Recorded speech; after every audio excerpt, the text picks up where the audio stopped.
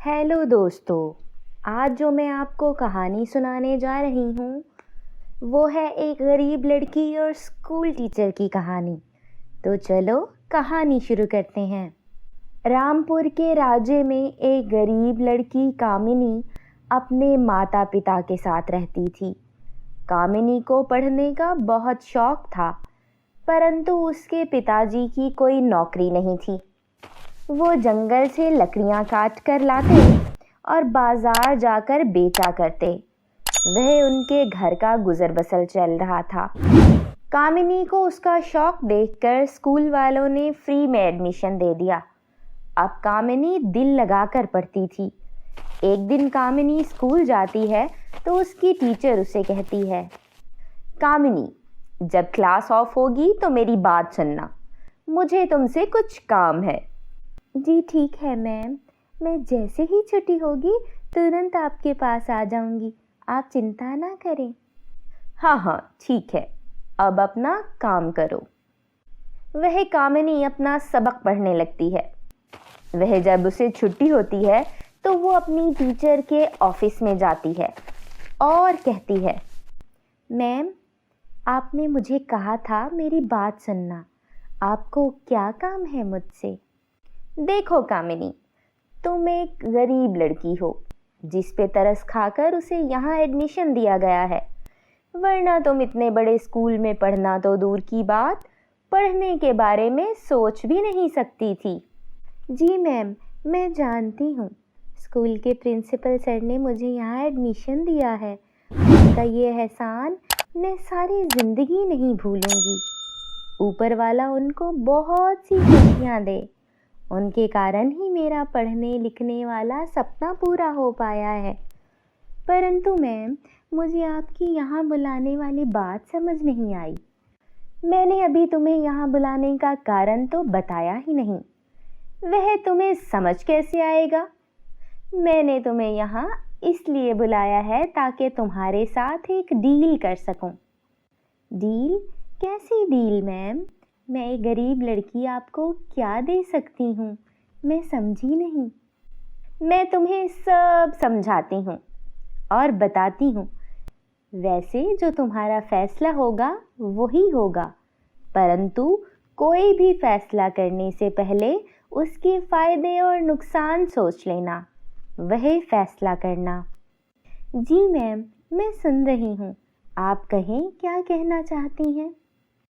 देखो कामिनी, तुम जो ये समझती हो कि तुम्हें यहाँ एडमिशन देने में बस प्रिंसिपल का हाथ है, तो ऐसा नहीं है। तुम आज जो यहाँ पढ़ रही हो तो उसमें मेरा भी हिस्सा है।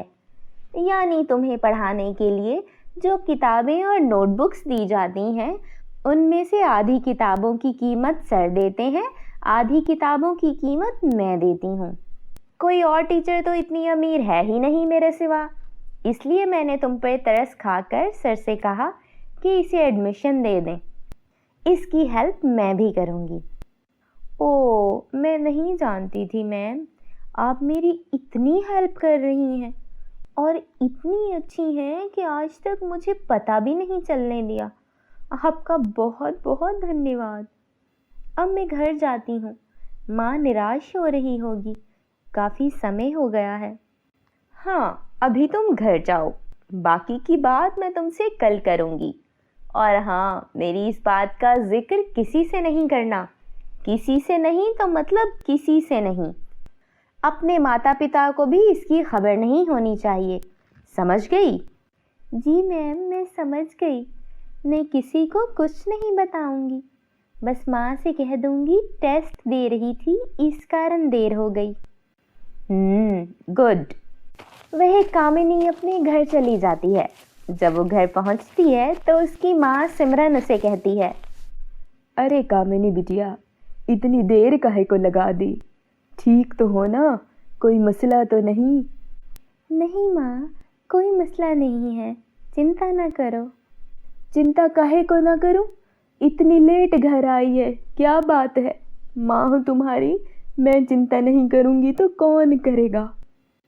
माँ, वो मैं टेस्ट दे रही थी, इस कारण देर हो गई, आगे से ख्याल रखूंगी। बस अब मुझे खाना दे दो, मुझे बहुत भूख लगी है। तुम फ्रेश हो जाओ, मैं तुम्हारे लिए खाना लाती हूँ। वह कामिनी अपने कमरे में जाती है और उसको मैम की बातें याद आ जाती हैं। वो मन में सोचती है, ऐसी क्या बात हो सकती है जो मैम मुझसे करना चाहती हैं और सबको बताने से भी मना कर दिया, और मैंने भी मैम की बात मानकर माँ से झूठ बोल दिया। जब माँ को पता चलेगा कि मैंने उससे झूठ बोला है तो माँ का दिल भी टूट जाएगा और माँ का विश्वास भी उठ जाएगा। मेरी माँ मुझसे इतना प्यार करती है, खुद भूखी रहती है और मुझे खाना खिलाती है। मैं माँ को धोखा नहीं दे सकती। मैं माँ को सारी बात बता देती हूँ। वह कामिनी कमरे से बाहर आती है तो सिमरन उसका खाने पर इंतज़ार कर रही होती है। सिमरन को देखकर कामिनी बहुत अशांत होती है और उसके पास बैठकर कहती है, माँ, मैंने आपसे कुछ कहना है। हाँ कामिनी, बोल मेरी बच्ची, क्या बात है, मैं सुन रही हूँ। माँ, मैंने आपसे झूठ बोला कि मेरा टेस्ट हो रहा था। मेरा कोई टेस्ट नहीं हो रहा था, बल्कि मुझे तो मैम ने अपने पास रोक रखा था और किसी डील के बारे में बात कर रही थी, परंतु मुझे उनकी बात समझ नहीं आई। वो कहना क्या चाहती हैं? क्या बात कामिनी, तुरंत बता मुझे, क्या कहा तुझे टीचर ने? वह कामिनी सिमरन को सारी बात बता देती है। कामिनी की बात सुनकर सिमरन कहती है, मैं समझ गई तुम्हारी टीचर की बात, परंतु फिर भी एक दफ़ा तुम उसकी सारी बात सुन लो, वो कहती क्या है। हाँ माँ, मैं सुन लूँगी। मुझे क्षमा कर देना माँ, मैंने आपसे झूठ बोला। हाँ कामिनी, ये अच्छी बात नहीं है बेटी। जो भी बात हो माँओं को बतानी चाहिए, बस आइंदा ख्याल रखना। हाँ माँ, मैं अब कभी ऐसे नहीं करूँगी। अगले दिन कामिनी स्कूल जाती है। उसकी टीचर उसे कहती है, कामिनी, मेरी कल वाली बात मुकम्मल नहीं थी। वो ये कि मेरी भांजी मीशा, जो तुम्हारी क्लास में पढ़ती है, उसे तो तुम जानती ही हो, वो पढ़ाई में इतनी अच्छी नहीं है जितनी तुम तेज़ हो पढ़ाई में। तो मैं चाहती हूँ जब तुम पेपर करने लगो तो पेपर्स में अपना नाम लिखने की बजाय मीशा का नाम लिखो और मीशा तुम्हारा नाम लिखेगी। परंतु क्यों मैं ऐसा करूँगी?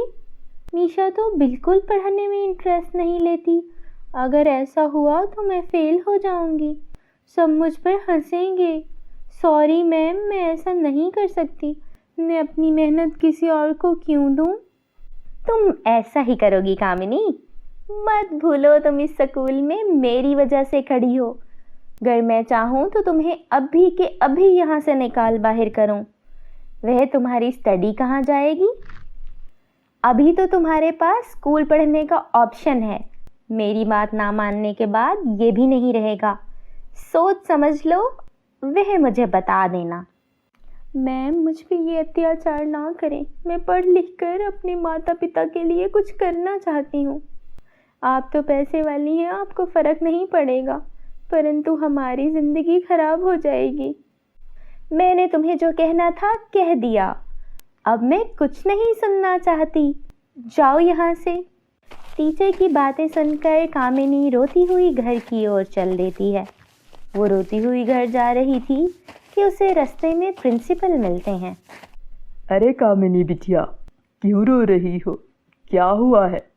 किसी ने कुछ कहा है तो मुझे बताओ। सर, मुझ पर दया करें और मुझे स्कूल से ना निकालें। मैं बहुत मेहनत करती हूँ। अगर इतनी मेहनत करने के बाद भी मैंने फ़ेल ही होना है तो मैं पेपर ही नहीं दूँगी। कम से कम फ़ेल होने की कालक तो अपने माथे पर नहीं लगाऊंगी ना। हुआ क्या है? तुम क्यों फेल होगी? मुझे कुछ समझ नहीं आ रही। मुझे सारी बात बताओ। वह कामिनी प्रिंसिपल को मैम की सारी बात बता देती है। कामिनी की बात सुनकर सर को मैम पर बहुत गुस्सा आता है। कैसे वो झूठ बोलकर चालाकी से अपनी भांजी की पोजीशन बनाना चाह रही थी। प्रिंसिपल उसी वक्त स्कूल जाते हैं और उसे स्कूल से निकाल देते हैं। इस तरह कामिनी की मेहनत किसी और को मिलने से बच जाती है और कामिनी पूरे स्कूल में टॉप करती है। तो दोस्तों, कैसी लगी हमारी आज की कहानी? अगर कहानी अच्छी लगी हो तो उसे लाइक कर दें और चैनल को सब्सक्राइब कर दें ताकि आप अच्छी अच्छी कहानियाँ सुन सकें।